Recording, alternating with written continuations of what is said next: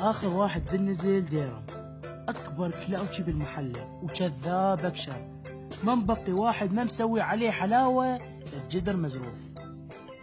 مرة نلعب طاوة بحديقة الحيوانات، كان لك الصقيع ابن الصقيع رزوقي ابن ملا احمد، كانت هالطاوة كل قوته كان لك تطير.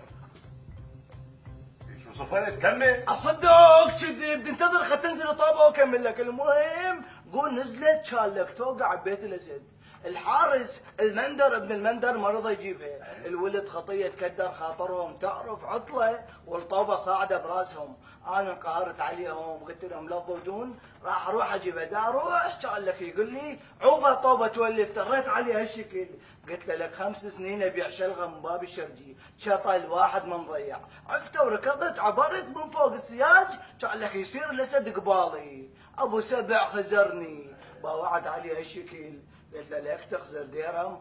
قال لي شوف ديرم انا ما خايف منك راح اعطيك اياها هالمره، بس اذا عبرت مرت اللخ اشقها، قلت له لك 5 سنين ابيع شلغه من باب الشرجي، شطل واحد ما مضيع، انت الشقه ركضت علي الشكل، انا ضرب ابوكيس وهو يضربني، انا ضرب ابوكيس وهو يضربني، انا ضرب ابوكيس وانتم كل شيء يمشي عليكم، انا ضرب ابوكيس وهو يضربك. لك شكوا على قلبكم متونسين على سالف ديرم. المهم لا اقول لك ولا تقول لكم وشتها طوبه وحضنتها بيدي الاثنين. يا رب شاي لك مو تدلل، عجبتني هاي فصل لي منها بنطرون واحسب لي منها للواحد يمك الشاي.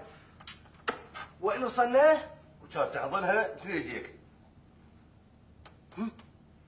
كانت تحضنها في ايديك. اي قلت لها صدق كذب، قلت الناس انا لو بالحلال لو ما اسوي شيء، قالت لك ديرهم بس بوسه، قلت لها 5 سنين ابيع شلغه من باب الشرجي، شطل واحد ما مضيع، وانت هيك تقول لي انت مو تحكي على الطوبه، تجاب لي بيه بالنص. يا معوض طويله. طويله شنو؟ السالفه والاسد بدي ياكل شلغه من باب الشرجي.